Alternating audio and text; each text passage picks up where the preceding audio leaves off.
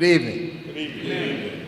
I feel like preaching after those kids, but I won't.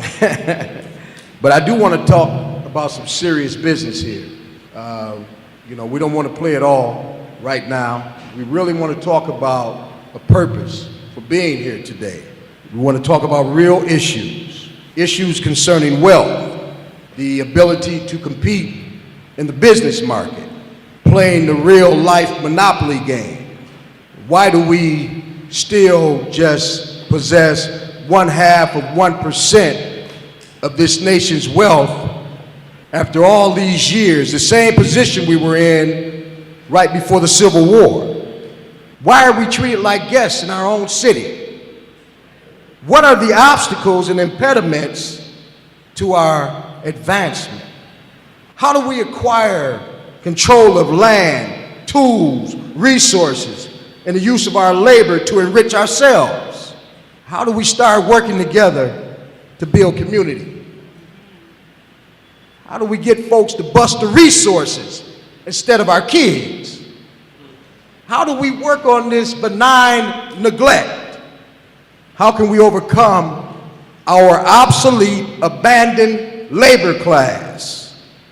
What is equal opportunity, equality, and freedom? And how do we measure it?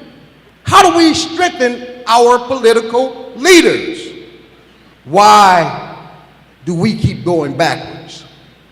Why are we in control of trillions of dollars, but we can't tap into our money source?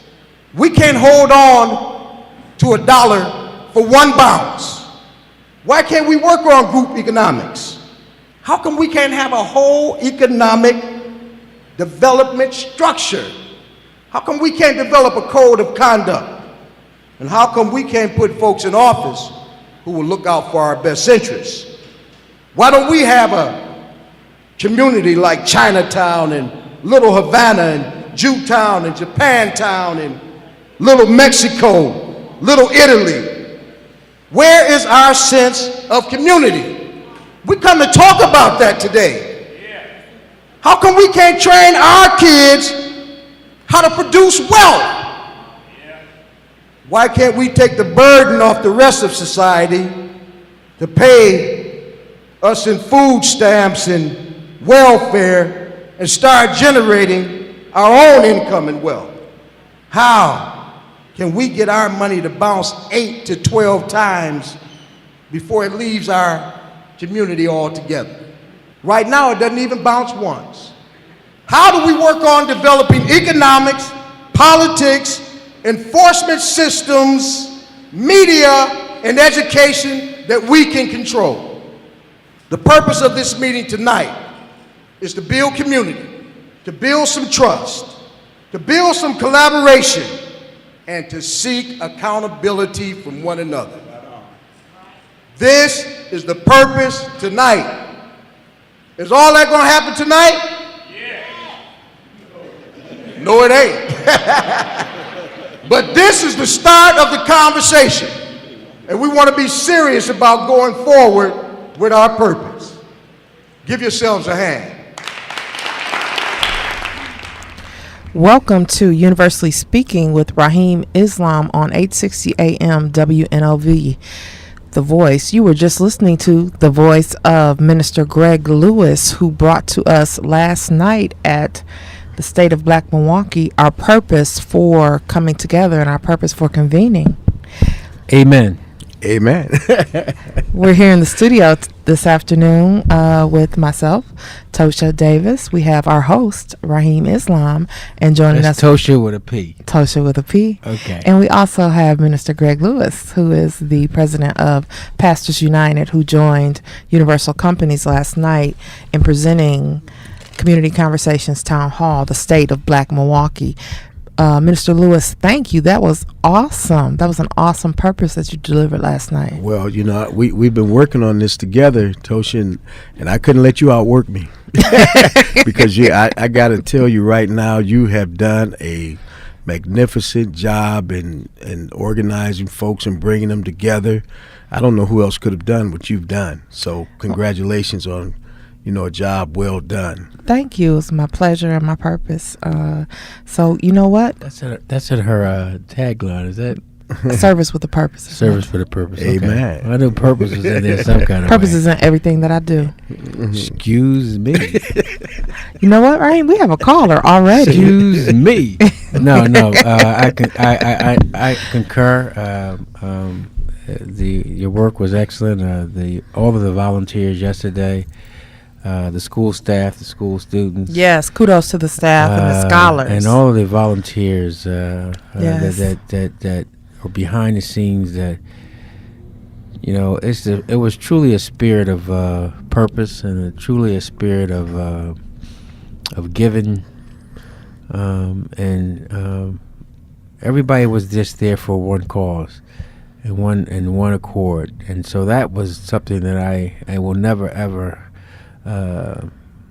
Never ever not acknowledge and appreciate and value, because that spirit is a concept that I believe in called people power.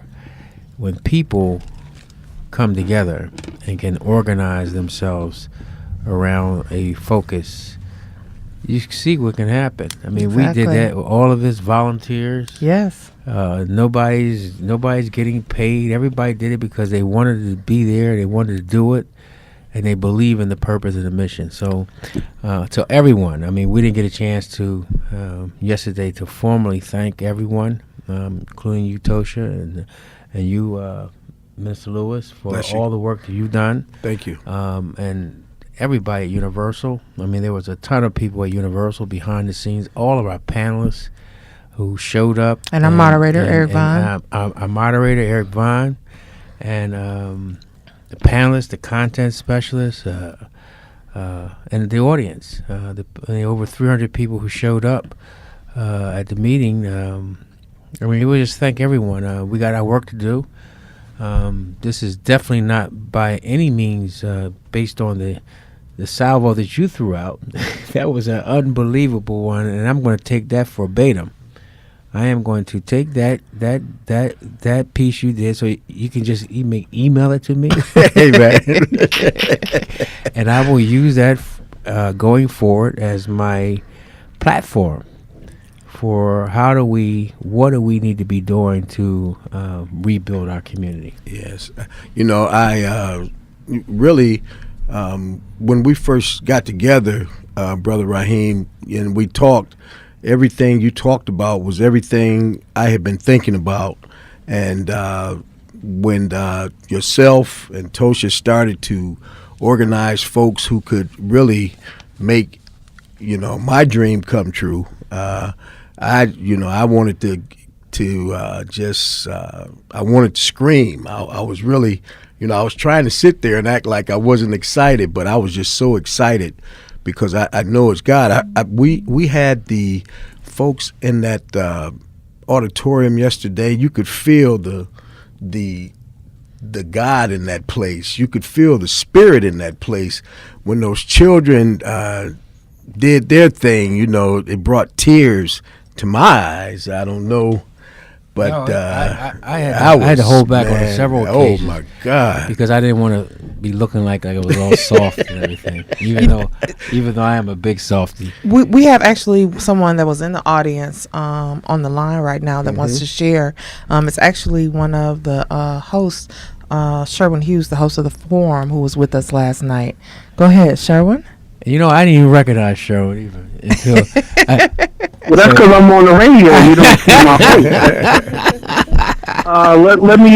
Let me say this. So I'm a volunteer. I volunteered for, helping the event become successful, and I think it was successful, just gauging by not just the members of the community that showed up, but we got a fair amount of elected officials, too, and I think that our elected officials know when they come to gatherings like that, where people are going to discuss the issues and the problems and everything that's wrong and the poverty and the hopelessness, that they are going to take some heat. We always want to blame the electeds that don't have a plan and don't put together good policy. So I want to give kudos to the ones that actually showed up and took some heat. But I will mimic what Pastor Lewis said, the children, because Pastor Lewis started off and kind of gave us the direction of where we were to go with that conversation last night. But the children are the real reason why we were there. Absolutely.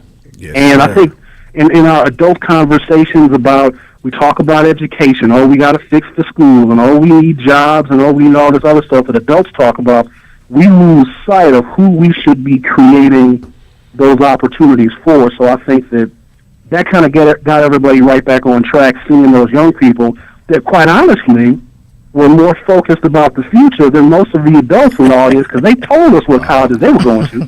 Yeah. That brother at the end, boy, Morehouse. Yeah, that was very touching. Oh, it very, was. very touching. And you know what it also did, Sherwin? It also told us that we're not going to be here forever. Right. But you know what? Especially that little one, God willing, he'll be there. We'll be long gone. And so the question is, what is that world going to look like for them? Right. And so, and I think one of the brothers talked about, the children are our future, but we hold their future in our hands. And so, what are we going to do about it? So, I was really glad to see you too, man. Well, I wasn't going to miss that. Speaking of being there, I hadn't even talked to you though. So some of my great. favorite moments, though. I had a couple of favorite moments. Of all the things that happened, the dialogue was great. The discussion I thought was fantastic. Some of it wasn't as productive as others, but I still like to hear the diversity of opinions. So the meeting went a little late, which sometimes that happens. And people are getting up and they're ready to leave, or they're ready to go into the cafeteria and socialize. And Rahim was like, no, sit down. No. And I think that how you closed it, because you put such an urgency on it, because I don't want people to leave and just think, okay, the meeting is over, let me just go home and see what's on cable television.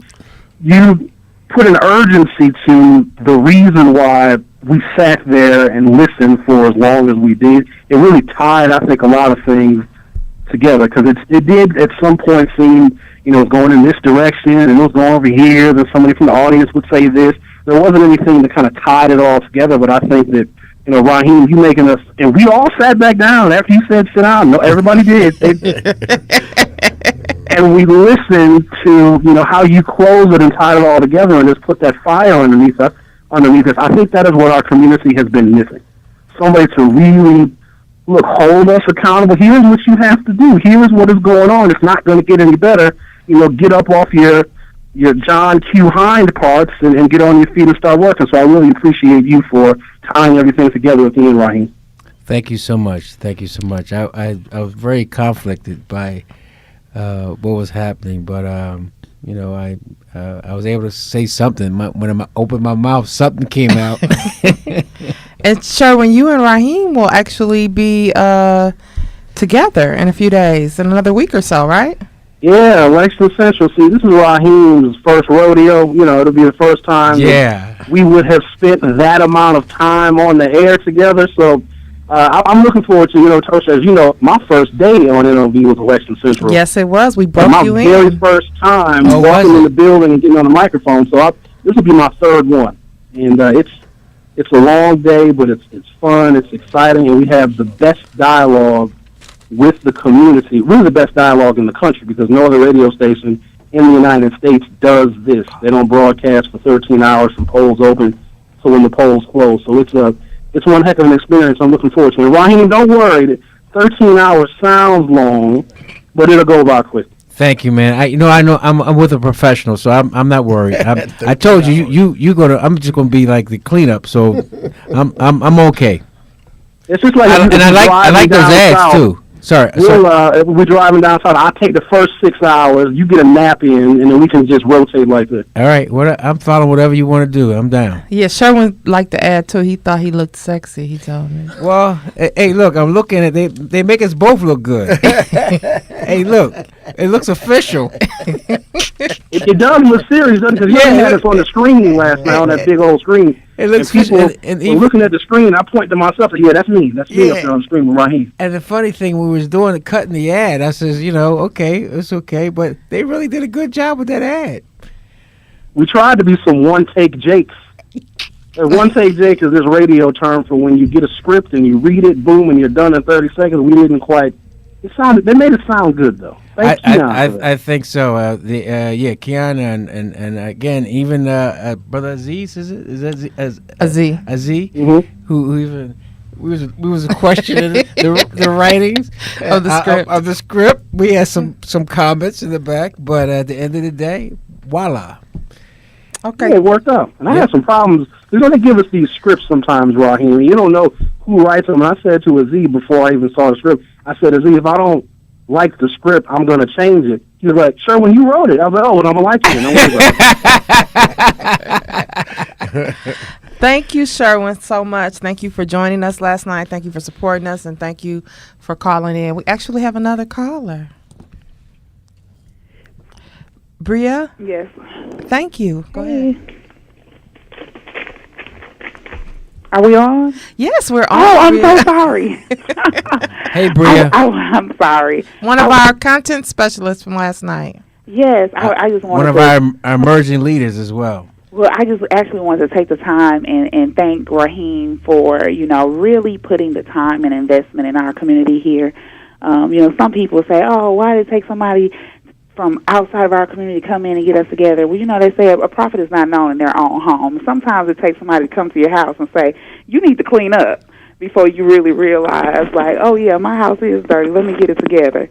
So I want to thank Rahim for all that he is doing in our community, his energy, his faith in us being able to get it together and move forward. So it was a beautiful, beautiful evening, beautiful, beginning of the dialogue. And I think it's really important for us all to just be able to get in the room together, especially when we have such history that's both negative and positive, to be able to say, okay, let me set that aside for a moment and come and say and listen to what we need to do to move forward. So I wanted to thank you for that. Thank you, and thank you for everything. I've said it a million times, but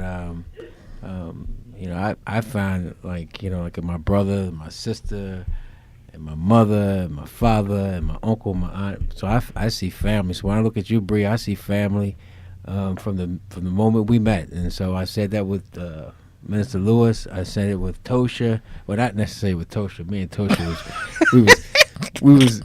we had a little history coming together, but we ended up me and Tosha. We just finished saying we was ready to divorce today. So we was divorced, but then we got back together. Got right back together. Well, family do. Exactly. Family do that. They do that sometimes.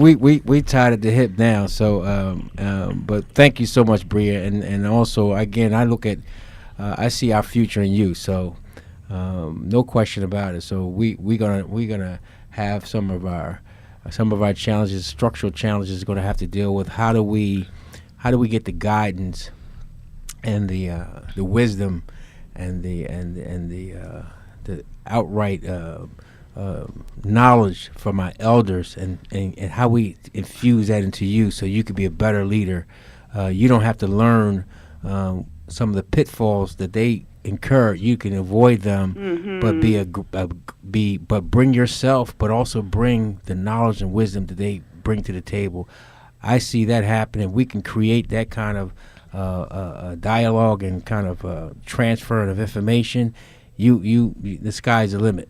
That's right. And I'm excited about receiving that information and that energy and running with it and doing great things in our community. So thank you again. Let me tell you how excited Bria was. When she walked off the stage, she walked over to me and said, okay, I'm ready to get started right now. What should we do? I was like, well, actually right now, Bria, we're going to go home and then we'll get started again tomorrow. But that's how excited she was. She was ready to get started last night. Well, I love strategic planning because I have learned that is what it takes to really, see a goal come to fruition. So it is great. I love wisdom, and I shared this with Rahim, when we met. Like, I just soaked it up like a sponge. I can listen to him talk and my elders talk forever because there are things that you've experienced that I will never, ever in a million years experience because those errors have passed. Right. And those opportunities just will never be created again.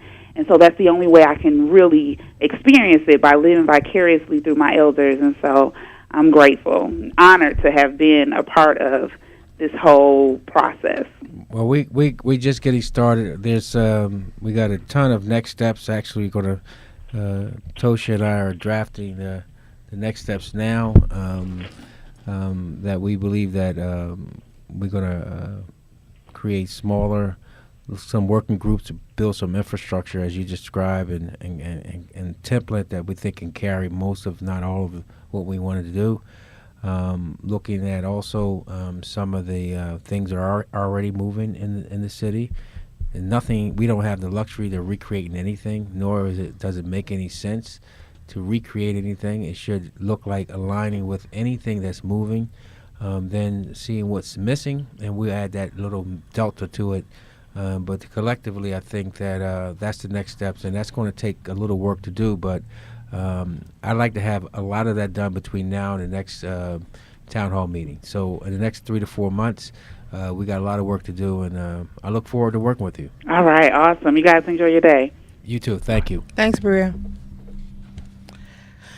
Well, I don't even know where to start. We got a lot of recapping to do from last night. It was an awesome night. It was one of those evenings where you finish and then you so excited you can't sleep. Everything's going through your head and you like, okay. And I just can't even tell you guys how many text messages and phone calls that I received since last night of people saying, I'm here. What's the next steps? What can I do? Where do you need me? So people, although we may be more critical on ourselves than others are, people are excited. Now is the time. You're talking about me. No, actually I'm talking about us, because I think you and I were on the same page. Yeah. Last night, you and I were on the same page. But let's kind of just let the listening audience know that I think we packed. We tried to put 10 pounds in a 3-pound bag. And so that when you do that, you're always going to have miscues. You're always going to, not achieve what you want to achieve. But I think the thing that one of the glaring things that I think we missed on was to talk about the importance of this vote that's coming up in November, in 2 weeks, and how important and how critical this election is. While we might not have everything we need, timing is everything, and the timing now, if we could change some things right now with our vote, use the power of our vote, we could catch up. But it's very hard to catch up when the people who are in office have not only appeared to not champion our focus and our agenda, but have a disdain for us. An outright disdain, and have such disrespect and such insensitiveness to our condition and our plight. It's very hard to work around those kind of people. So I think this election, for all it's worth, is really important for us to cast our vote, to go out and get everyone that we know to vote.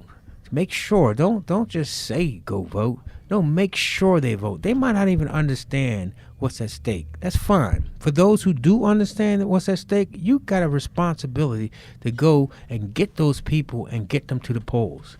So I think one of the things that I would say that I kind of missed out on doing yesterday was that part of the conversation, because we went into that conversation saying that was going to be a big part of what we're going to discuss, and we really never got to it. And so I really want to say to our community, we know that we have got the short end of the stick. We know our vote has not been valued. The return on our vote hasn't been the same. But nevertheless, until we change this democracy we call America, that's the only way we're going to be able to hold the governance of our community, the governance of our society accountable. We're not going to do that until we actually get the return we need. on our vote. And we can't get the return that we need on our vote if we're not voting. You got that right. Certainly. I was at the Burke rally today, and after the rally, a lawyer came up to me and he said, Milwaukee is going to be big in this gubernatorial election on November 4th, because if Burt and our governor, if they split the rest of Wisconsin, then Milwaukee will make the decision. It's a huge opportunity for us to go to the polls and make a difference November 4th. So if you have whatever you need to do, let's get it together. Let's get folks out there to vote. Let's car up. Let's get buses. We want to certainly make sure that no one has any excuse not to go to vote on November 4th. Anybody who has an empty seat on that day, fill it with somebody who needs a ride, and let's go get this done. Yeah, and I think we just got to overcome our reality. Our reality is that we have been, we are disappointed. We are disenfranchised. We are clearly feeling some kind of way that I hear the young people, many of the young people say, well, it don't mean anything that we vote. It doesn't mean anything, and it won't change anything. Well, it won't change anything, and that's why yesterday's meeting was really important, because we're beginning the process to get our voice. You're right, but it's still, the clock is ticking. The clock is ticking, and things are moving. Even in spite of us not being able to participate, it's still moving. And what we have to do as a community, as a people, is understand that nobody's waiting for us to get our act together. I mean, so and guess what? As other groups have to do the same thing, you talked about the Italians or the Jewish community, and one brother even said that the Jewish community don't even have enough numbers, the votes, to even vote, to have an impact. But how in the world could they have that much control? And I'm not knocking them at all. Right. Their ability to organize. I'm acknowledging the strength. Right. And their ability to come together. And we have the numbers, but yet we still can't get the controls that we need. So, but be that as it is, we still have to do our work, and the clock is ticking.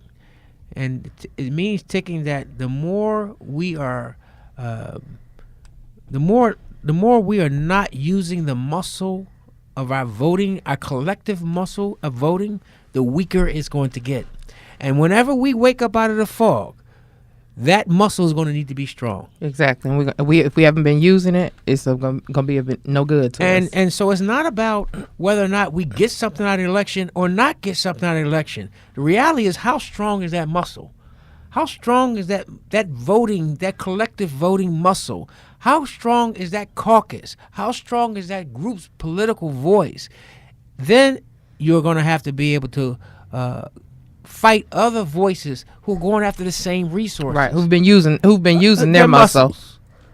And exactly. They've been using their muscles. It's like, you take taking a knife to a gunfight. No. How about that? This is like J.J. Walker. Remember how skinny he used to be? Mm-hmm. He gonna take Arnold Schwarzenegger in his prime. J.J. Walker is about 90 pounds, but almost 7 foot tall. Skinny as I don't know what, right? He gonna take on Arnold Schwarzenegger, who was in his prime. It ain't gonna work.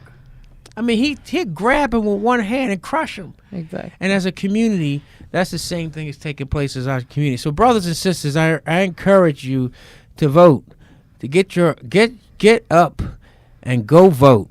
Make your voice count. Make your vote count. And also encourage the people in your network, your family members, your colleagues, whomever. Ask them. Let's start this campaign. Ask them, are you voting?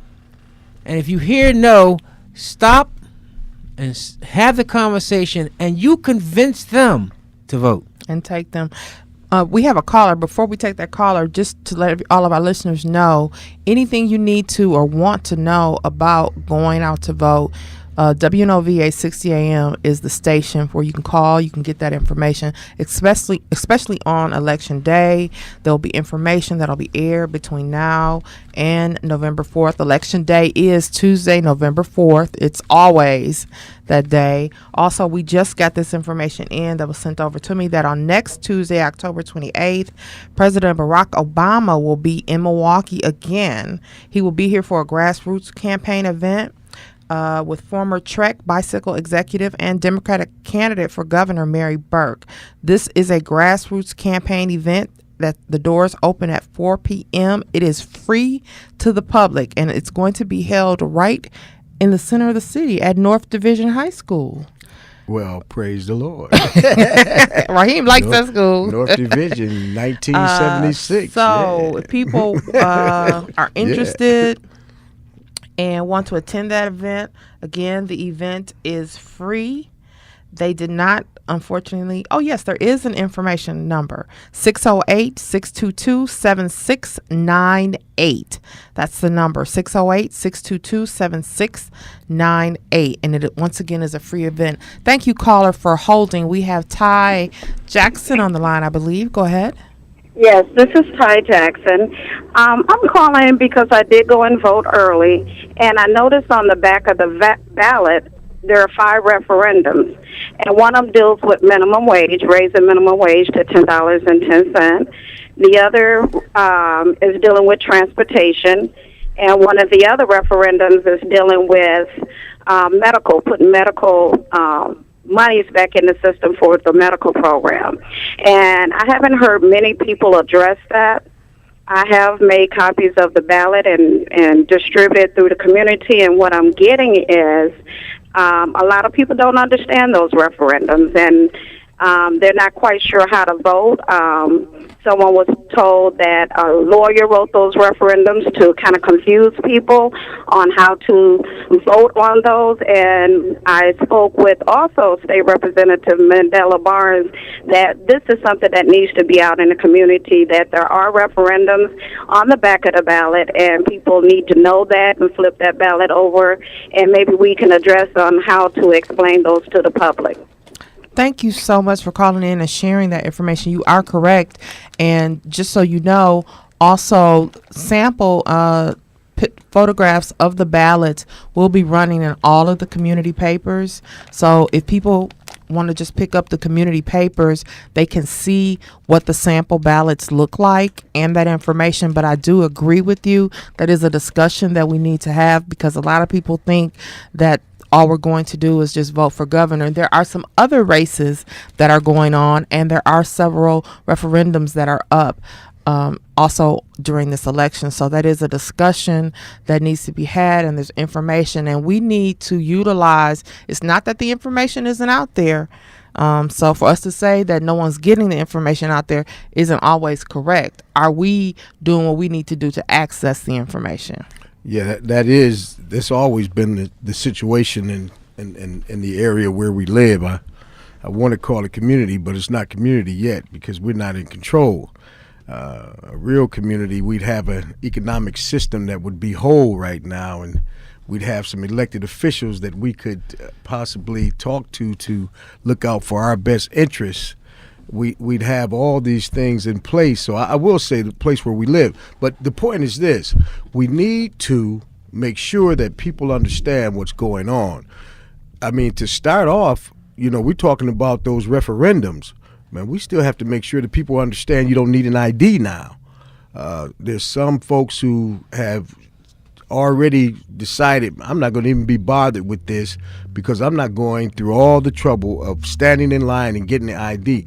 You do not need an ID, a state, Wisconsin state ID to vote now. That has been settled. Well, not settled. It's been postponed at least for this election. So we still have to get that out. And that's just another reason for folks to go out and vote, because we don't vote, people don't have to listen to us. and they can do just about anything they want with us. I think it ought to be much simpler to vote. I keep saying, man, I ought to be able to go to McDonald's, order a Big Mac and a ballot. Give me my ballot so I can vote while I'm here, and it should be that simple for us to vote. Instead, we have entities who want to make it a lot more difficult, and the reason is because, folks know that we aren't going to go out of our way to vote. They know that, and because they know the power of the vote, Brother Rahim. They know it. And listen, see, and that's the other thing. We don't understand the power of the vote, and we don't understand the power of the laws of the land. We don't understand the Constitution. We ought to be studying that thing together, making sure we understand so we could use it on folks who are using it against us. And when we're in the right, they can't use it against us, so they change it, and we don't even know it's being changed. And that's a huge issue. We ought to be taking the rules and regulations that they have put before us and using them to advance ourselves. It reminds me of on Wall Street. There are brokers. They win no matter what. If the stock goes up, they win. Stock goes down, they win. They win a movement. And there are some who will benefit tremendously from our inability to mount and actually cast our votes. So, people talk about, in America, they talk about low turnout. Yes. And generally speaking, I always say when America catches a cold, the black community catches triple pneumonia. So there is a general, lackluster movement around voter participation across the country. And so we experience the same thing, but our experience is, again, much, much worse, because there are people who actually count on us not voting. They count on us. And so you're right. And so not only do they control everything because we're not voting, but they change the laws on us to make it even more difficult for us to even do the things we need to do. And so when we finally wake up, we say, daggone. I mean, this problem is much, much worse to be able to contend with, because, again, they've now gotten into the system. They've gotten control. There's no opposition. There's no retaliation to what they're saying. And then they get things done. They get the legislators. They get the Senate. They get the governor's office. And the next thing you know, they're changing laws. They're getting the judges. They're getting court judges. They're getting civil court judges. They're getting Supreme Court judges' appointments. They're getting DA's office. They're getting all these people and these offices that actually make things, decide how things are going to run. And by the time we look up, these things are cast. Yeah, and that is the absolute truth. We have never understood our power, and that's because we just won't pick up a book and read. we won't go to the source and educate ourselves. Don't wait for somebody to educate you. Educate yourself. Right. There are, like I said, the information is out there. The information is. Actually, I know several of the papers have been running voter information and sample ballots and all that stuff for the last month in the paper, and have been talking about these referendums. So I'm not saying that we don't need to know more about them and we don't need to discuss them, but I'm saying there comes a time when we need to do some of the work ourselves. And you know what? The other thing I think that has to happen, I don't think Pastor, that we're going to actually get to a point where everybody is at the level that we need them to be educationally. So the question is, what do we do? What do we do between now and the kind of concept we can get more people educated? That means those who know got to do a little bit more. So you got to do a little bit more, and you just can't expect the people just overnight to know what we know, and even have the faith and conviction that the belief that our vote is going to even matter. So we gotta work on sophisticated soft skills. Well, this is what you do. Well,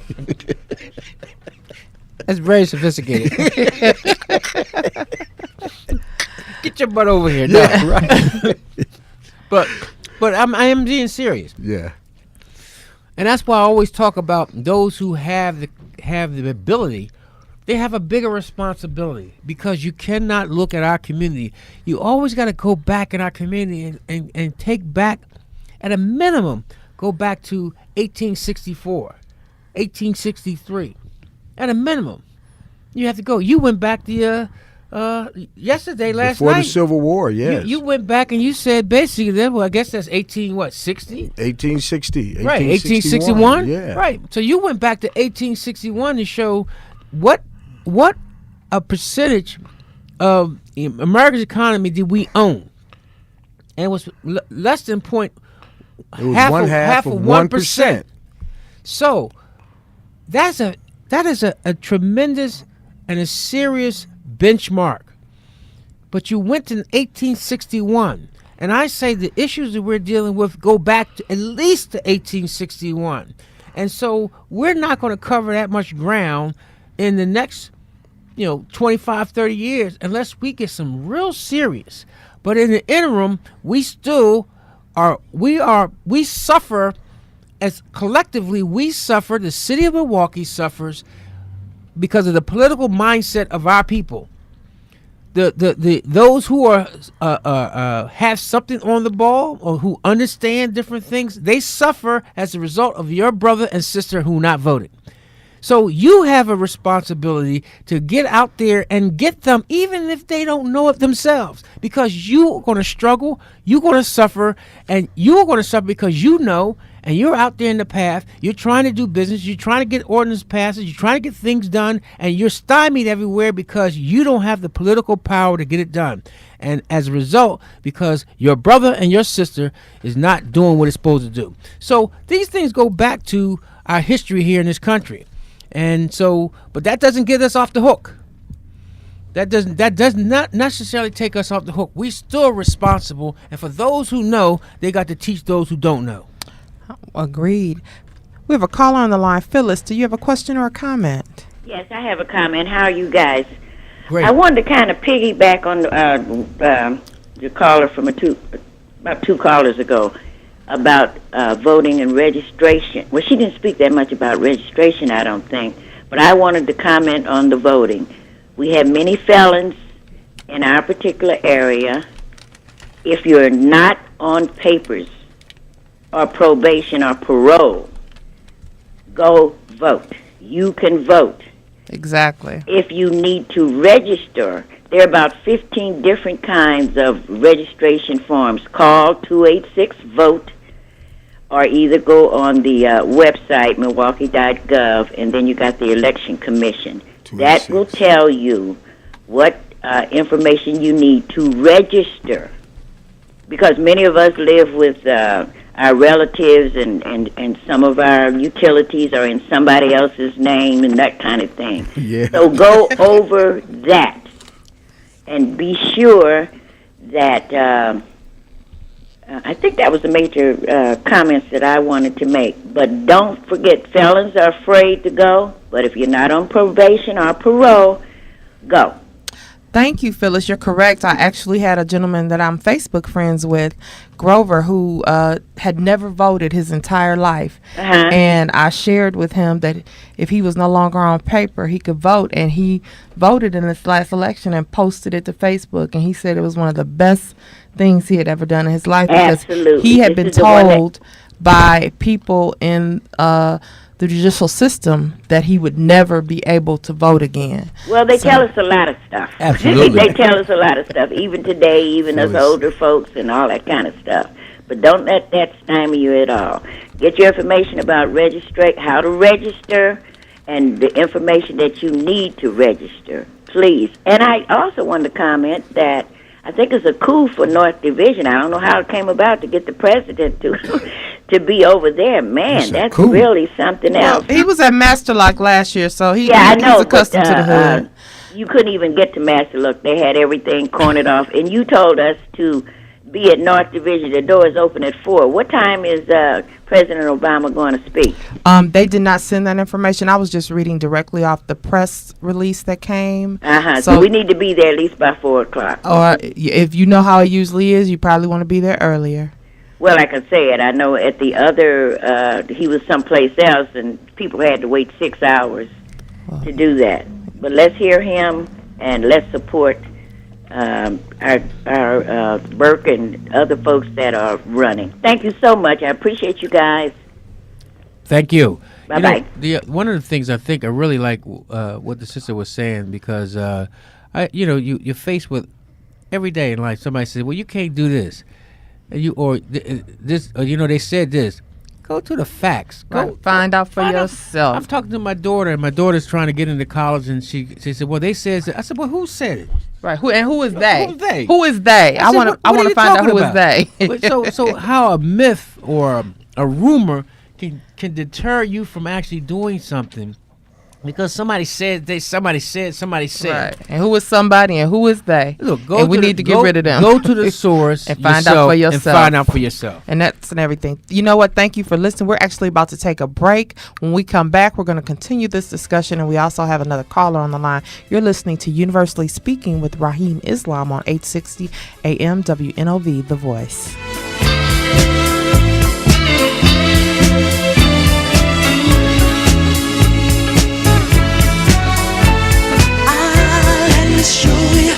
Let me show you the way to go.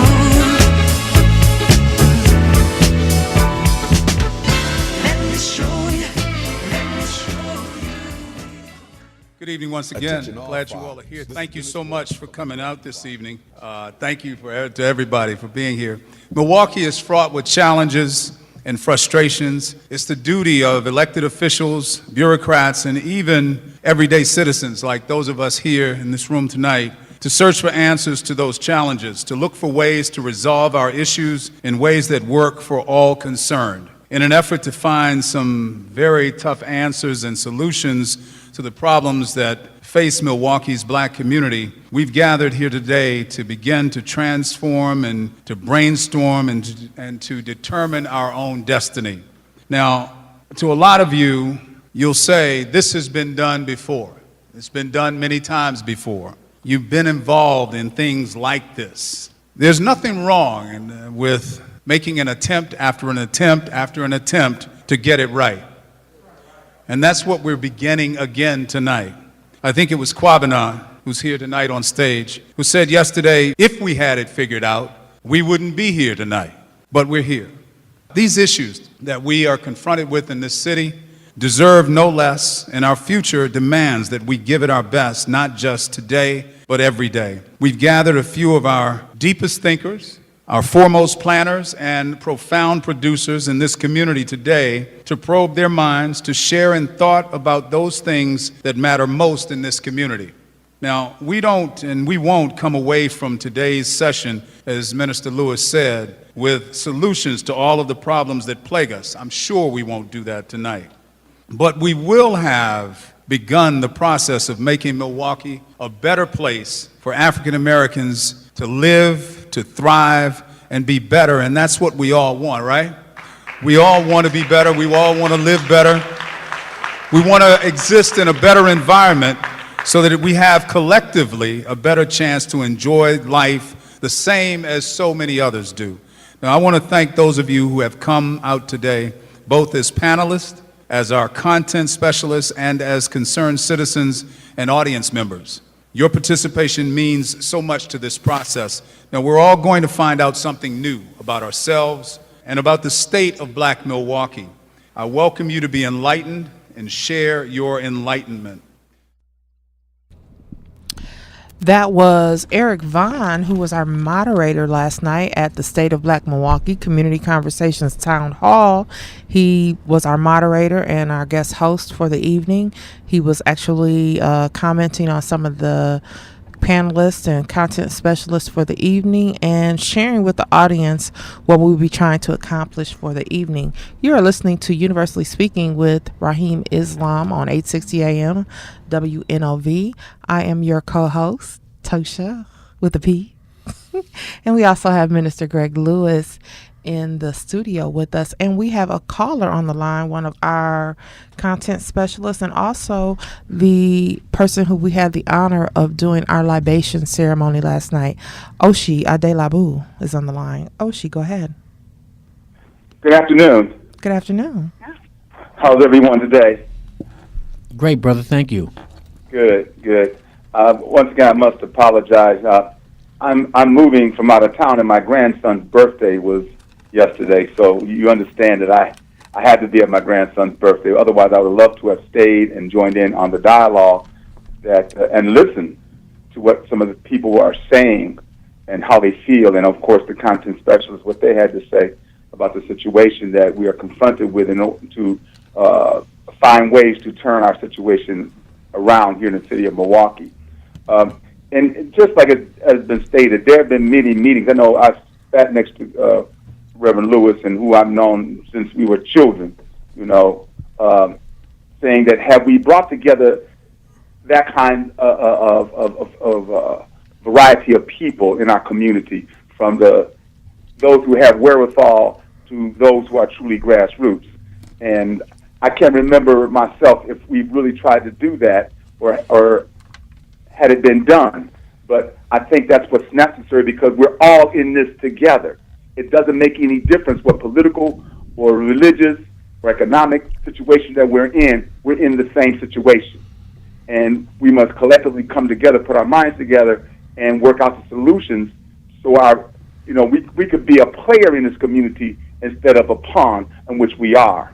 So I applaud Universal and Brother Rahim for having this dialogue. Just like I said the other day on air, a lot of schools are more concerned about enrollment, but Universal is concerned about the overall health of our community, because it doesn't make a difference. I mean, when you heard the young people speak about the university they're going to be going to and the possible years of graduation, that was great and that was inspiring. But what kind of world are they really going to come into? Right. And what are we doing to help to make that world better for them?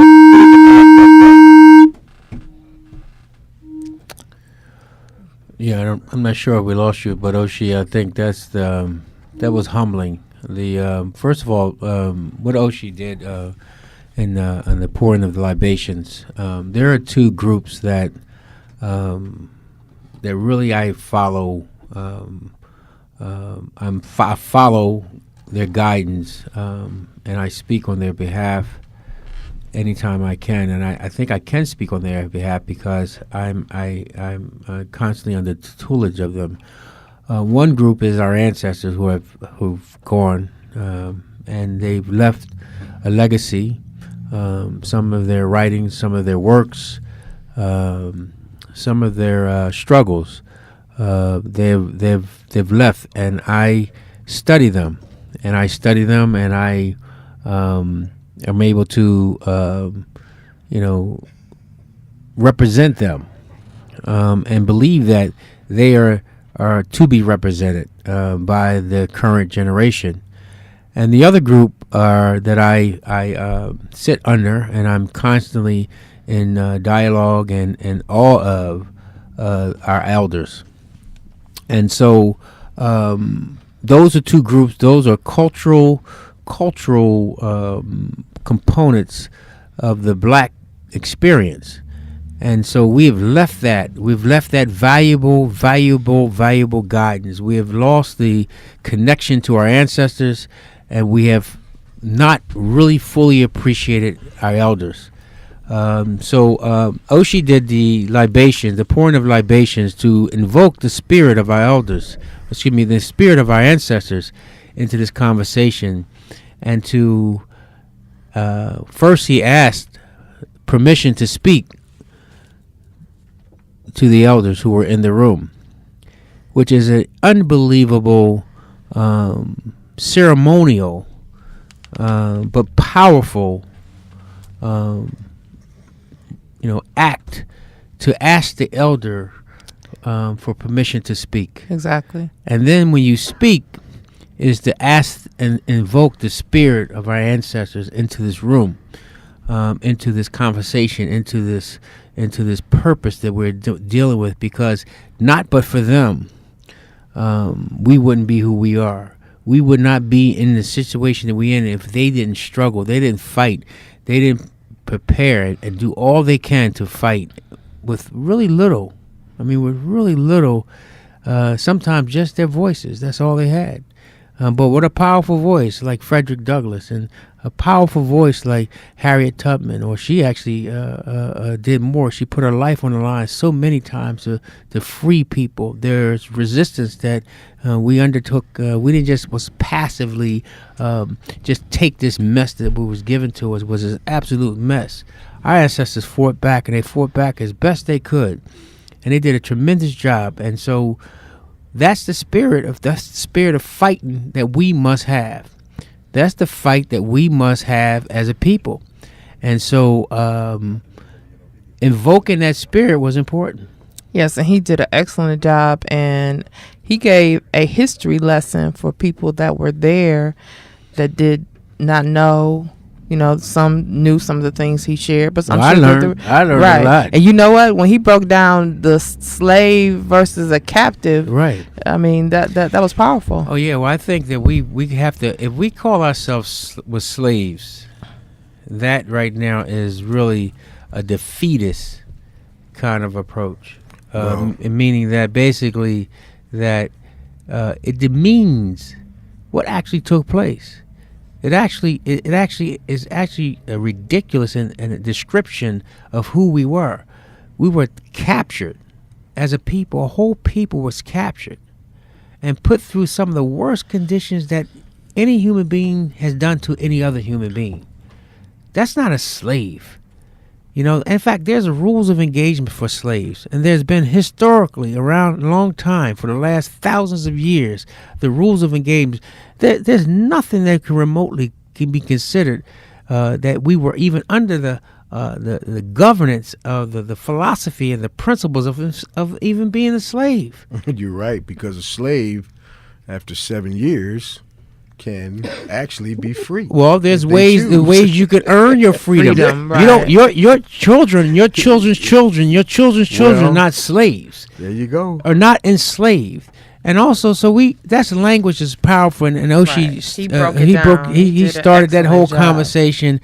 But again, brothers and sisters, the whole point of this is two things. One is to honor and respect and to love the struggle of our ancestors. And then second is we must do a better job. Our generation and those behind me must do a better job of honoring and respecting our elders. Yes, we must. I think this person is one of my elders. We have a caller on the line who was also with us last night. Johnny Thomas, thank you for joining us. Oh, I don't know if I want to be called your elder, but not now, because we don't have the right. At some point, that's going to be like a badge of honor. Right. That'll be an honor. That's something that I'm aspiring to, and being in the room with all those brothers and Oshie. Yeah, I'm an aspiring elder. How about that? Yes, and we had some awesome. We're going to get to that discussion, but there were some powerful elders in that room last night. Oh yeah. So you're calling in to discuss your take on last evening. Yeah, I am, and I went with my son, who's 14, and I believe that he's at that age where he needs to start being in the room with those discussions with our elders. So he had an opportunity for me to walk him around and introduce him to certain individuals and our elders. And I would say a majority of them knew him when he was smaller, but now, he and I are almost chest to chest. So it's a different perspective, a different time in his life. So I was just happy to be there in the room, and then even have a discussion with him afterwards on what that whole event meant to us. That's beautiful, brother. That's beautiful. Yeah. I think it's if my father were still alive, he would have been there with us, so we'd have had 3 generations in the room. But we walked away, just my son, I think, was just there to absorb it all and just see how these discussions happen and to see how we really interact with each other when we're having these really important discussions. But for me, I think my mind is always accounting by trade, so it's always kind of churning in a different direction. And it made me kind of think about a discussion that I had with my wife early on in our marriage, and we really had to get through this just, I think, for us to really be at where we're at today. It was I asked her, what does now mean to her? Because my wife would say, I want you to do something now. For me, now was maybe within a half an hour or an hour. And then she would say, I want you to do something later. To me, that was 4 or 5 hours. So she would say, John, I want you to take out the trash later. 2 hours go by, and she's, barking at me. I'm thinking I still got 2 hours left, to get it done. So when I left last night, the thing I was thinking about was, what is important to us, and we can't do it all, but what's important to us now? And then framing that as, in the next 6 months, this is what we're going to do, And then later could be, over the next year, this is what we're going to do. So I thought the discussion was beautiful, but we really need to narrow that focus and say what's important to us now and shape it so that we can give ourselves a benchmark. Because if you think about it, how long have we been talking about this, improving education in the city? Forever. That discussion started so long ago that probably some of those kids are dead now. Sure, forever. And so when are we going to get to the point that we're going to fix education now, and then what does that look like? Well, also, you reconciling terminology, and I think it's beautiful. And I think part of any real discussion has to be the reconciliation of terminology. Yes. And what's now mean, what does later mean, as you come to, with you and your wife. I think that's excellent. And I think that those are some of the things that we want to be able to address. And also, even terminology like fix. What does fixing mean? Yeah, exactly. But so one of the things that I think that if everyone was take a step back, and what I try to do, and I've had a little time to do it, and again, I think that as one of the organizers, I definitely think that we overpacked the situation, and so, but the general theme or the general purpose was to ignite this conversation, and that certain things will come out. One is that the value of us is higher as a collective than as individuals. That's number one, and I think everybody's seen that on display. Yeah. Exactly. Two, I think that the problems we're facing are very, very difficult, and we have to be honest with ourselves that these are not issues that we're going to just wake up one day and resolve. No. And then three, I think we have to punt towards a much more long-term solution. Many times we're looking for solutions that happen today, again, and not even reconciling what those solutions look like, fixing, the term you use. Yes. So we have to measure what those are. And I think, though, and also getting a commitment from the people in the room, especially those who have the sensitivity, the experience, and some background to now work as a collective. Yeah. I think we achieved that. So kind of the next steps, I believe we have some marching orders. We think we're going to reconvene in about 4 months. We have a few organizational things that we want to tend to, and I would love to reach out to you personally and give you an update. And also we'll have a way we're going to market and communicate to the public in general. Mm-hmm. But I definitely want to aggregate all the strategic thinkers, all of the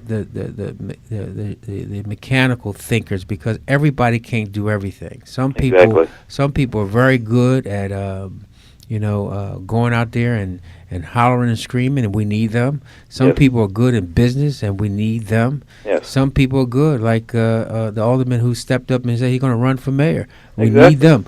I mean, so we got to play it in a sense, but somebody has to organize and strategically pull all these things together. We need some strategic thinkers. Mm-hmm. And when Bria was talking about the action of now, and getting some action, what I think she was referring to is how do we come up with a strategic strategy? How do we pull these people together? And how do we do exactly what you just described as far as what's now and what's later, and what can we achieve right now? Yeah, and I don't think that question or the answer has to be that complicated. We can just really focus on maybe 4 or 5 things as it Right. relates to, let's just say, education or crime. And everybody in that room last night, I thought, had something to offer. And as long as we can say we're collectively going to move in this direction, and if you're on board, then you can get behind it.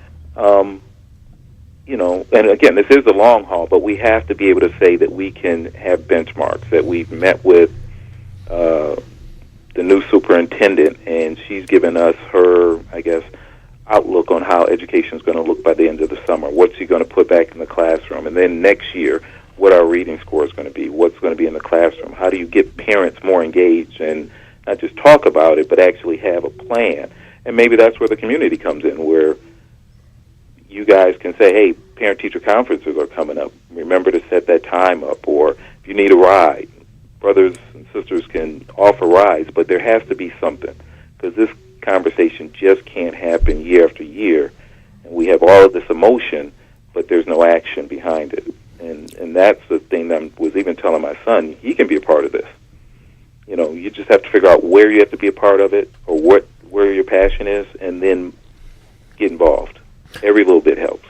Absolutely. Our job is to make sure that every little bit counts. Yes. And so I'd love to, again, follow up with you offline and get your thinking, because your thinking is and others too, could be also part of a think tank or a nucleus, as the pastor was saying, that we got to pull together a framework, and so that we can give to the people and then get their feedback. But clearly, we can't so we got to take this conversation and put it into a vehicle. Yeah, we have the momentum. I'm happy that it was put together last night. And whatever you need from me, I'll be more than willing to do my part and the best that I can do it. Okay. Thank you. Thanks, Johnny. Thanks Okay, for see seeing you you. And later. thanks for calling in. Okay. We have another caller, Cheryl Blue, on the line. Cheryl? Yep, I'm here. Hi, Cheryl. Did you have a question or a comment? Hey. You said, hey? Did we lose you? I think that's you calling back in right now.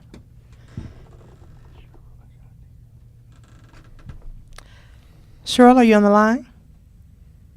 Yeah, but this isn't the one that lost the call. That's okay. We'll take whatever Cheryl we can get. Okay. Well, I was calling. I heard Miss Phyllis mention the voters who were former felons that were on supervision. Yes. They now have their civil duty to vote back. There are also people who are actively on supervision who are misdemeanors. They still have their voting right. And I don't hear many people talk about that, so I wanted to share that. If they are on supervision on a misdemeanor, they still can vote. Right, so then they wouldn't be considered felons because those aren't felonies. They're misdemeanors. Right, but some people who are on supervision, they just hear supervision. Okay. Even though they have a misdemeanor, they think they can't vote. Okay. So And we just so I need to just wanted clarify for them that Right. even though they're under supervision, if it's only for a misdemeanor, they still can vote. Exactly. Okay. Exactly. And those that are at the House of Corrections that are awaiting sentencing, they also have a right to vote. So there's some way there should be an opportunity for them to have that right to vote as well. That's a bigger argument and a discussion that we've been having for years, that unfortunately the sheriff has not allowed that to happen, but that is one of those things that we as a community need to stand up and do something about. But thank you so much. And for we as a community, sorry to cut you off, need to remember when the sheriff is an elected position. Yes, it is an elected position, and we keep electing him regardless of what he is or is not doing. Correct. And we need to keep that in mind for those that have family who are at the House of Corrections who don't get that opportunity. Thank you so much. Just Thank wanted you to throw that thought out. Thank Thanks you a for lot. calling. Thank you. Well, you know, the sheriff's not in charge of the House Correction anymore. Yeah, he lost that opportunity to do all those things. Okay. There's a manager there now. We got Cheryl back. Cheryl, you know I need you. You can't disappear like that. I'm here. Hi, how you doing? I'm great. How are you? We're good. Cheryl, Good. thank you for yesterday too. No problem. It was awesome to be a part of such a wonderful event. Thank you so much. You were definitely definitely noticed by by your commitment and your energy and your passion. And so I just want to just let you know that I just want to thank you. Thank you all. Thank you so much. Did you have a comment or a question you wanted to share? Well, basically, I just wanted to give some feedback about last night. It was really an awesome and powerful event. A few months ago on the King holiday, Dr. Leonard Jeffries was here at the Women's Center on Valete, and he stated that, Milwaukee was a unique place. He said, you all have so much here, you just need to organize. And he mentioned that, some of the larger cities, Chicago, Los Angeles, they were so huge that it wasn't possible, but that there was really a unique opportunity here. And, I went to graduate school in Philadelphia. I stayed for about 15 years, and I've been back for a few years. And, I do have some issues, with Milwaukee socially, particularly, but I do see that there is a unique opportunity here to really bring the community together. And what Mr. Islam is doing is very powerful, and I just think that we all need to come together to seize the moment. This city is half black. We have a lot of resources here. We have a lot of black people in key positions here, and we can really spark something here that can, inspire black communities all throughout the country. And so also last night, we talked about, people were talking about, well, what can we do? What can we do? And I wanted to mention that Alderman Hamilton and I will be hosting a community meeting to talk about African World Festival. The board's going to be there. Mark Wade is going to be there along with the rest of the board. And we want to have an open community meeting to talk about the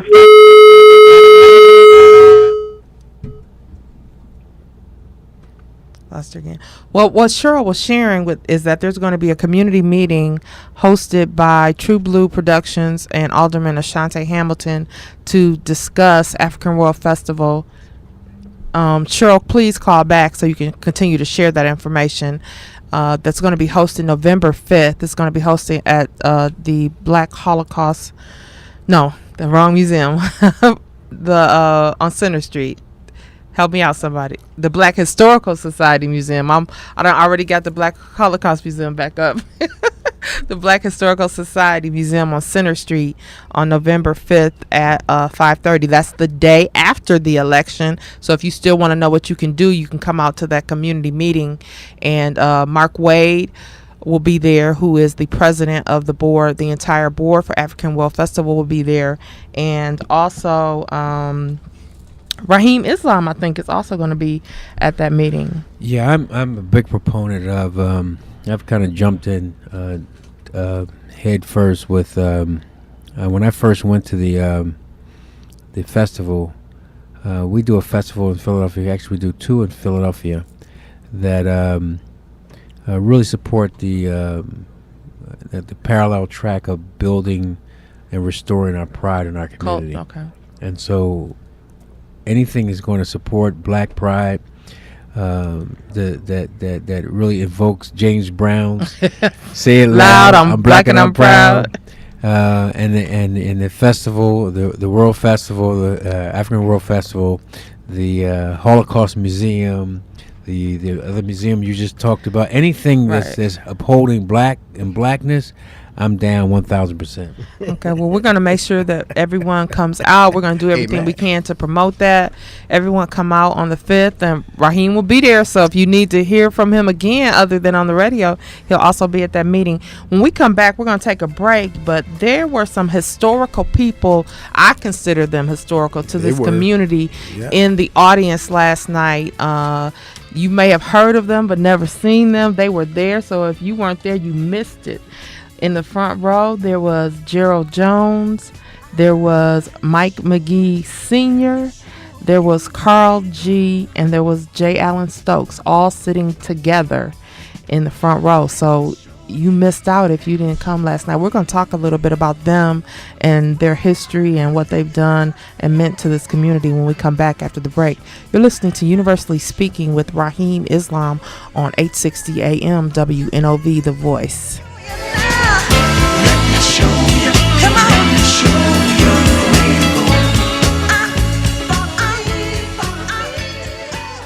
How y'all doing tonight, family? Clap your hands if you can hear my voice, please. A little bit louder than that, please. Can we get a school a hand for putting this together? Y'all make some noise, please. Clap your hands. I know we are here, but one thing about black folks, one thing we have always been a high energy people. One thing we've always been, I'm sorry, I didn't know I was supposed to introduce myself. My name is Kwabena Anton Nixon. Oh, okay, thank you. All right. Who did that? That was over there? Good looking. Put your, no, okay. My name is Kwabena Anton Nixon, poet. And I work with the I Will Not Die Young campaign with my good friend Muhib Daya in the back. Would y'all please give him a hand over there? I'm sorry I didn't introduce myself because I really felt like it's not important of who I am because we have enough people in this room of who we know who they are. But just because people know who you are, sometimes titles is what get us in trouble. So we have enough titles in this room. And we don't necessarily need titles to get information. Because as the sister did, that was great energy she gave. But we got to remember something. We have a lot of inspiration, but we don't have a lot of information. Do you understand what I'm saying to you? So I'm going to ask you as we are. One thing about black folks, we have always been call and response type people. This is almost church right now, and this is what you should feel like right now. Not only do I mean it should be church, I mean we should be high energy and spirit and giving information and trying to get information. So the first thing I want to say to the sister, I thank you for that information, but please do this. We live in an age right now where we are one button away from whoever we want to get to. You can put all your information out, so that the information you have about the Black Wall Street, I know you mailed it in to someone, but you know, when we throw parties or events, we put it on Facebook and everybody finds out. We have to create that same energy when we getting our message out. The other thing with my young man who asked, I was in college, I got a degree. I want to say this to you, and I'm speaking this for anybody that's going to college, young people. You don't start looking for a job after you got out of college. You should have been doing that while you were in college. Do you understand what I mean? And you ain't looking for a job, you should be trying to become an entrepreneur. Because any time of the day, they can cut your water off. I know people who have worked for 40, 50 years, and they got downsized, and they fell back, and they never got back up. But family, you have to understand something. We talked about agenda. Whose agenda are we trying to get on? We should be really trying to get on our own agenda. Whose people are we trying to talk to? We should be really trying to talk to our people. And last but not least, as I stated to the little brother, every dream, a plan, a dream without a plan is like a car with no gas. It's not going nowhere. We here today to talk about a plan. Let's sit down and put it together. And last but not least, let's get some healing, because we can sit here and say we're going to work with each other, but some of us done scarred each other, and it's a reason we don't work together. So some of the arguments right here today are good because we're saying we're going to do this for several months. It's not about, little brother, where are you going to find a job. If you have a skill, if you have a talent, if you have a gift, if you can network with people, you can create your job. Don't forget, one thing about brothers on the corner that they do, they looked at their environment, they have the wrong product, but they took inventory where they're around, and they either became a consumer or a producer. And I say to you, young man, which one are you going to be? Are you going to be consumer or producer? That's what you need to look at. Thank you, Kwabena. Welcome back to Universally Speaking with Rahim Islam on 860 AM WNOV, The Voice. It is 4:28 p.m. in the afternoon. We are happy to be back, and when we went to break, we were discussing some of the just everybody that was there last night was wonderful. So thanks once again from us for everyone that came out and joined us last night for the Community Conversations Town Hall, the State of Black Milwaukee. But you know what? We talked about the elected officials in the room, we talked about the titles, but there were some quiet icons in the audience last night who didn't want to be acknowledged, and they didn't come with their posse, but they were some people that have really done the work and they are elders and have really paid their dues here in the community. And I mean, I felt like people should have been lining up just to get photographs with them. They were sitting on the front row. We had Gerald Jones, Mike McGee Sr., Carl G., and J. Allen Stokes, who obviously is still doing a lot of work. Wallace White was there. Who also, if anyone has never met some of these gentlemen, and you can just sit and listen to them for hours. These are people who we see the reels and we see the tapes from the civil rights struggle and things that happened, but these are people who lived it and who did it and were in the fight and in the struggle. And I've sat and talked to Wallace White, and I've sat and talked to Mr. Jones, and I've not talked to Mike McGee Sr. or Carl G. yet, but when I hear the stories, we've got this right here in Milwaukee. We don't have to go online and Google it, and we don't have to go look it up anyplace else. We've got history right here in the city of Milwaukee, and they were there last night to support us. Well, here's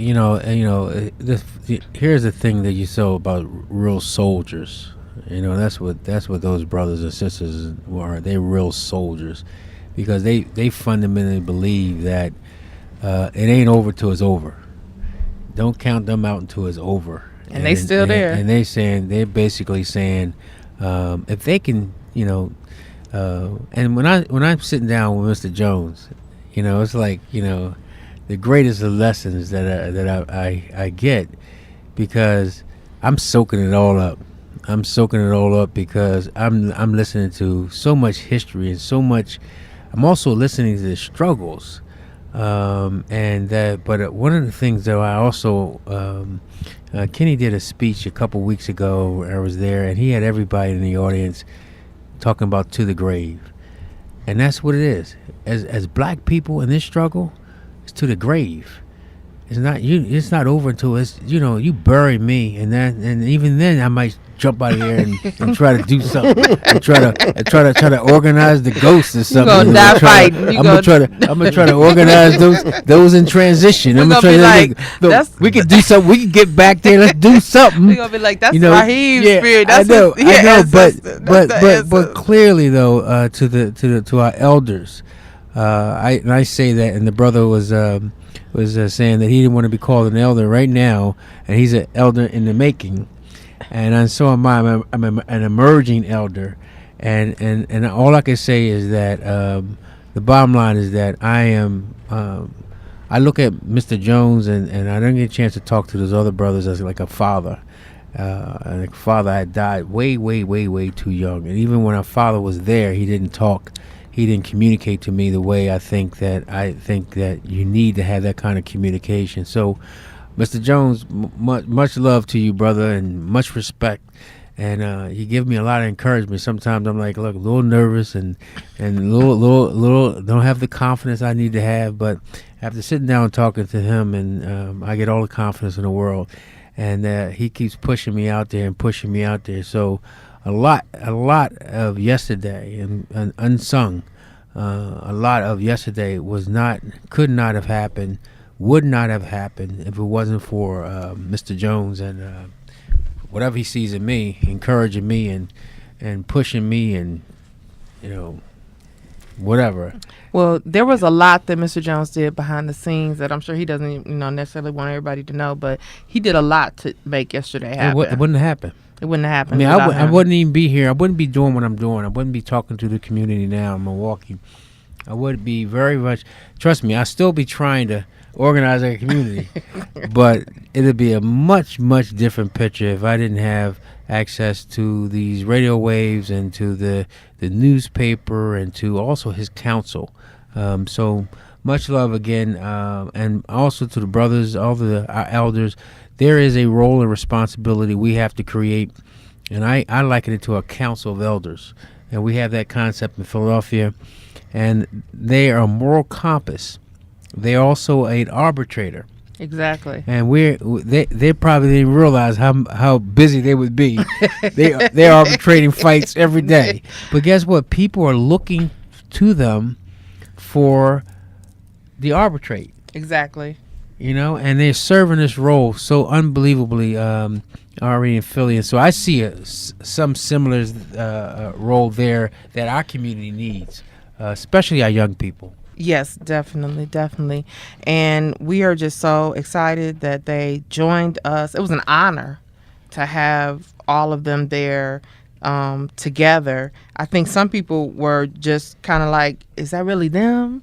Is that really them all together sitting there? Like, they almost didn't believe it. I mean, it was kind of surprising. Yeah, right? they probably was all in the living room somewhere saying, hey, man, let's just go down there. Gangbusters. Like, we just we're gonna bust in. Everybody.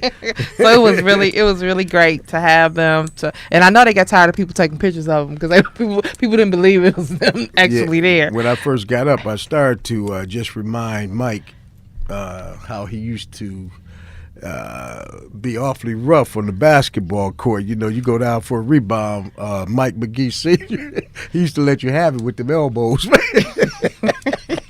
Well, obviously, you did all right because you still here, right?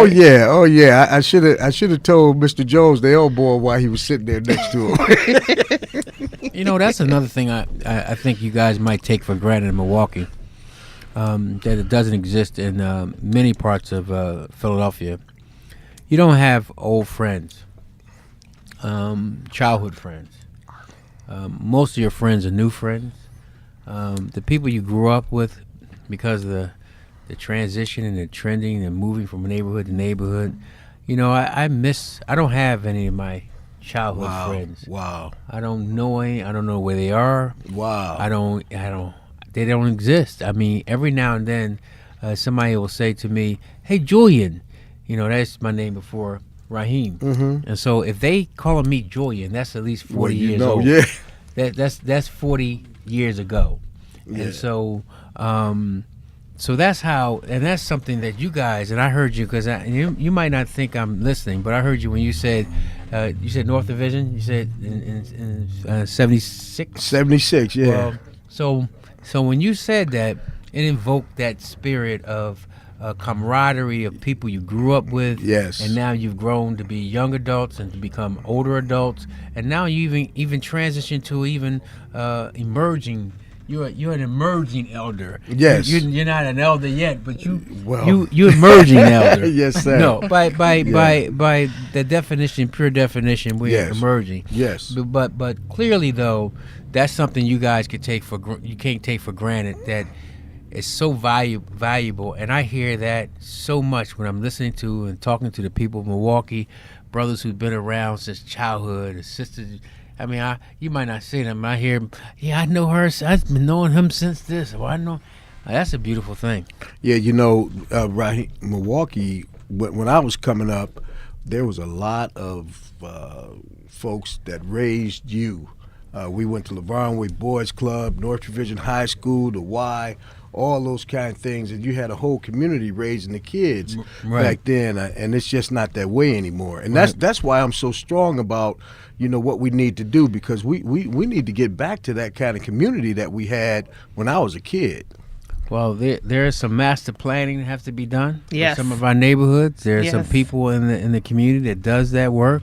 There's and one of our emerging leaders was on set yesterday. Moore's Development. Melissa Going. She was no question one of the planners and developers for the neighborhood. So we have to organize our development community. Serious. And talk about clearly talk about ways we can bring those communities together to plan out what those neighborhoods should look, those sense of purpose you talked about, those sense of community, and rebuild them. Yes. We have a caller on the line. Arthur, do you have a question or a comment? Well, first of all, I just want to say that wonderful event on last night. May God continue to bless Brother Rahim and the things that he's doing. Minister Greg Lewis, that was a tremendous opening as well. And I thought that out of all of the events, I've witnessed a lot of events over the last 40-something years. I'm a senior citizen now. Elder. And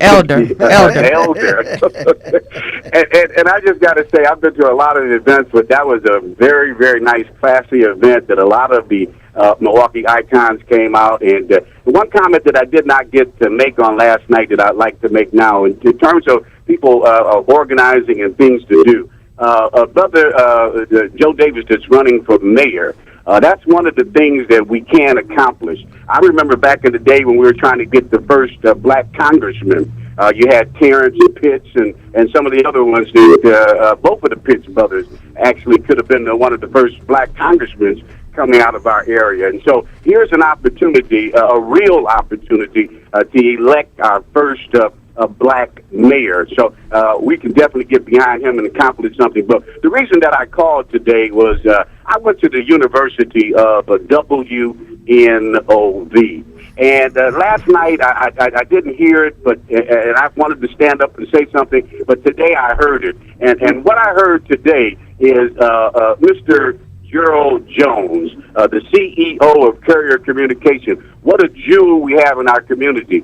And of course, we lost the other station with Brother Willie Davis at 1290. But thank God for Mr. Gerald Jones. And had not it been for him and him standing up in this community. And by the way, his mother, Mrs. Shad, was one of the greatest women that ever walked through the city of Milwaukee. And so he's the second generation. But we ought to really honor and love him because of the fact of what we were able to accomplish on yesterday by bringing some of the great minds out last night and communicating with one another. And I know that there's many steps yet to come, but that was a great start. And so I take my hat off to everybody that was involved on yesterday with the planning, and it was just a tremendous event. And by the way, on November the 1st, just good news, the Milwaukee Gospel Fest is happening November the 1st at Mason Temple Church at 7 p.m. is going to be honoring Mr. Gerald Jones as the Man of the Year. Well, all right. We're asking everybody to come out and join us. As I said, I went to the University of WNOV, and this man here has turned out a lot of great people over the years, and some 40-plus years him working in the community, and I think he ought to be honored. And I was so glad, Brother Rahim, when you mentioned his name, along with the great Michael McGee Sr. and Carl G. Tremendous amount of respect for those gentlemen. I've had an opportunity to work with them, and just a lot of respect. And so, once again, my hat goes off to you guys, and continue to bless and continue to work. That's what's important. Thank you so much. You make me feel real good. Thank you. We're moving on the right path. Thank you so much, and we agree with everything that you said about Mr. Jones. And we have one of his. He's in his graduate program now at Courier Communications University. I'm a student, and I love it. We have another caller on the line. I believe it's Deborah Klepp, our president from our board for Universal Academy. Deborah? Hi, Tosha and Rahim and others that are there. So nice to be a part of last night's energetic and stimulating and much needed conversation. I really appreciated it and was so appreciative and still am. You're putting it together. It was a fine start to some things that need to be dealt with in our city. So happy. Okay, I believe she was saying hats off. I'm just going to assume. I'm sorry. Oh, there you go. There you go. I'm on my cell phone, and let me stop. I'm driving. I'm stopping now. What I was trying to say. No car incidents now, Deborah. Congratulations for such a stimulating and needed conversation last night. It really meant a lot to many of us, and it sort of felt like Old Home Week there. I mean, there were so many of us who reconnected in ways that we needed to reconnect and hadn't done so in that kind of an environment for a very long time. In fact, I was reminded and sort of dated myself, I suppose, by seeing some of my old students there, Fred Jackson, Randy Crump, George Hinton, all of whom were students of mine at one point. But I think that it was just a wonderful thing. And I had three things I really wanted to say about it, if I may. Go ahead. One is that as a member of the board of the Universal Academy for the College Bound, I have to say how proud I was of the school leadership, and who demonstrated in a short way, but in a very clear and precise way, what a part of the next step actually is, and what we're doing as a part of the next step. Because the schools, and everybody said it in their various ways, but the children who we're raising are the ones whom this mantle will pass to. And so the leadership that we saw, the present leadership training, future leadership, I think was superb, and it's a really good example of the next step that people were asking about. Secondly, I was struck by the younger people there, the 20 to 30-somethings, who spoke about their passion, and in so doing made me remember how important technology is in the mix of things and in the development of our youth. And it might be something that we'll want to consider as we put together these academies for the high school.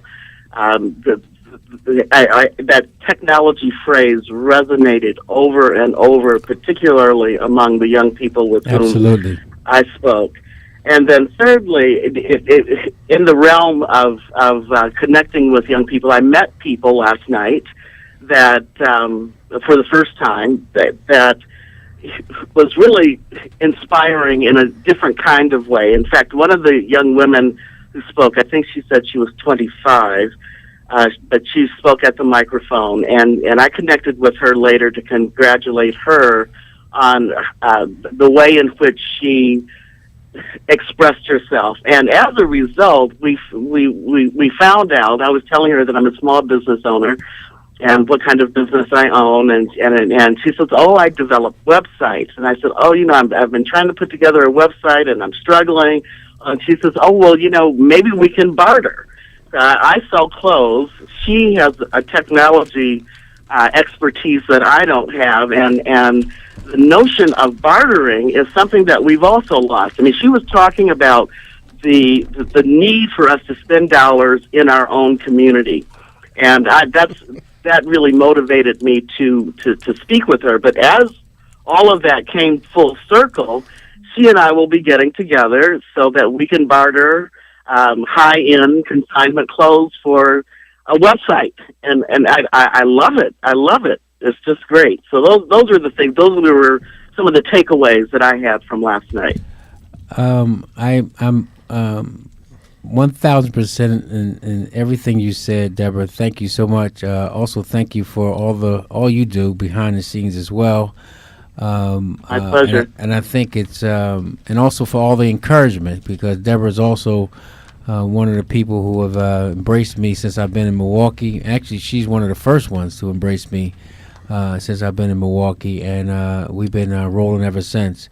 And we're getting there, and definitely all your points. The first point with the children, clearly, this is why we're doing what we're doing, and we definitely have some mechanics to do and to ensure that we can incorporate those things into our action steps. But there's a method to the madness, and God willing, we're making the progress. We're going to do all those things we've been talking about, and so I really appreciate you and again your efforts, and thank you for your call to this afternoon.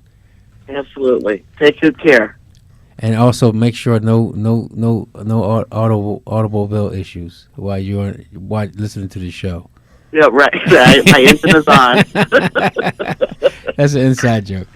Okay, thanks. All right, you guys take care and see you soon. Thank you. Thanks.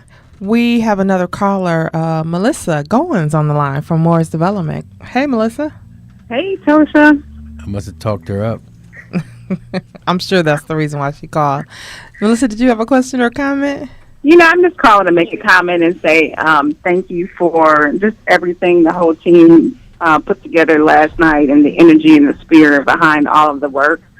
it was definitely a message for me to stop operating so much in a silo and actually be a part of the Milwaukee community. And so it was big. It taught me some necessary lessons about what it takes to really build community. So thank you all.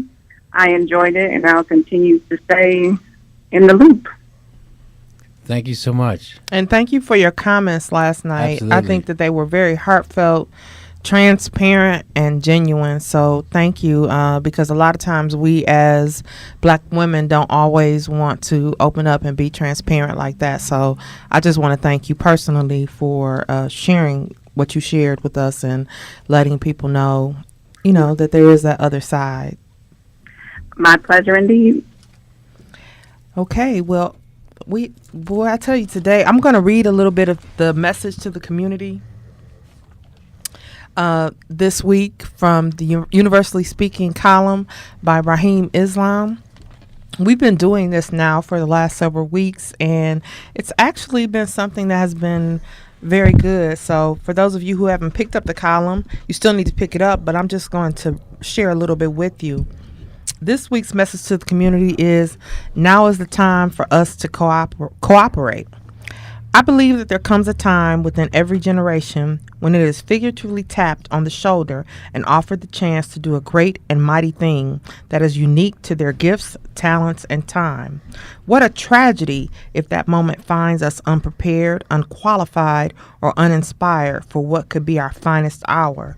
The time is now for our community to stand up and heed the call of the spirit of change that is percolating throughout the city. That spirit is asking us to acknowledge that current strategies are not working for us and that we are falling further and further behind.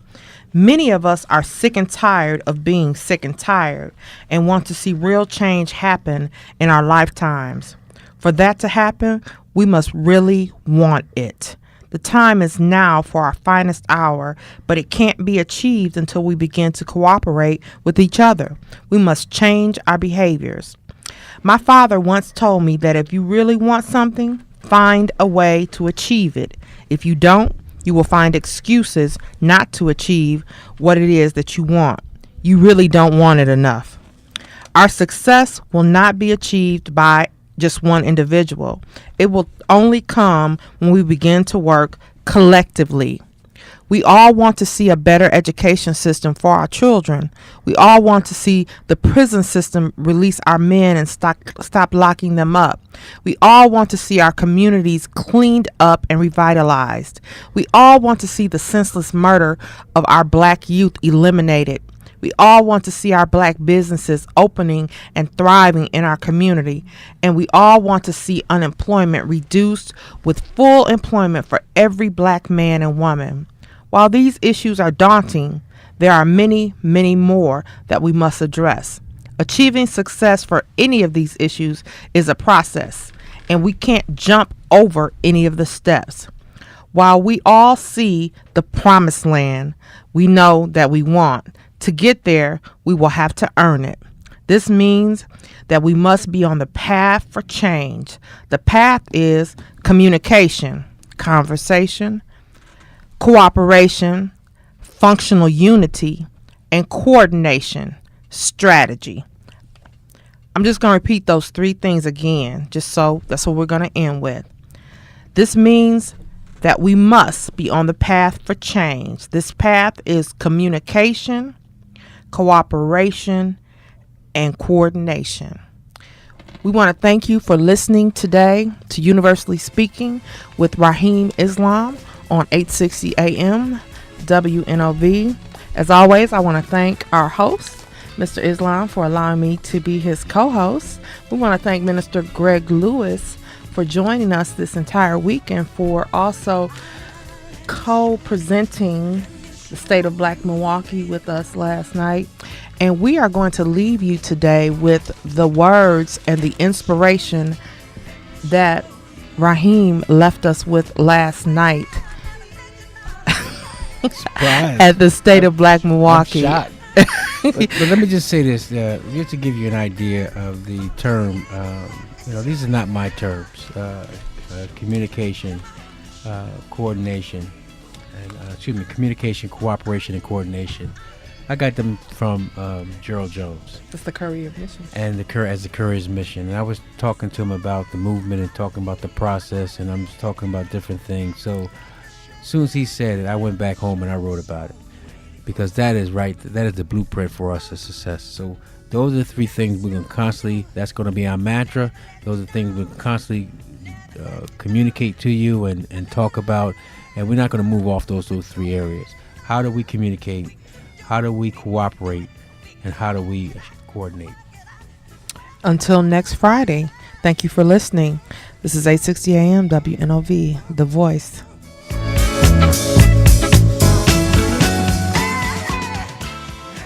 There's a reason why we're able to push the button and get things done. There's a reason. We heard a lot of the discussion about what we should do, how we should do it, what the problems are, because we need to know what the steps are. We just can't walk out of here and then don't know what the next steps are. Done to show that we got major problems. And guess what? When we look in the mirror, we're the problem. It's us. So there are a couple of recommendations about organizing. And I understand the passion, but it's going to cost money, voice. We need a voice strong enough that's going to back up an agenda. And the agenda has to be really a collection of everybody here and everybody out here. Now, how do you do that? It's very difficult to do, but we got to figure it out. So between now and January, what we're going to do is try to condense everything's been said, but we really know what it is. Economics, education, the police, they doing this to us, they doing that to us. But fundamentally, the question got to be asked, what can we do? What can we do? So I think, Brother Coggs, you said it, we're going to organize.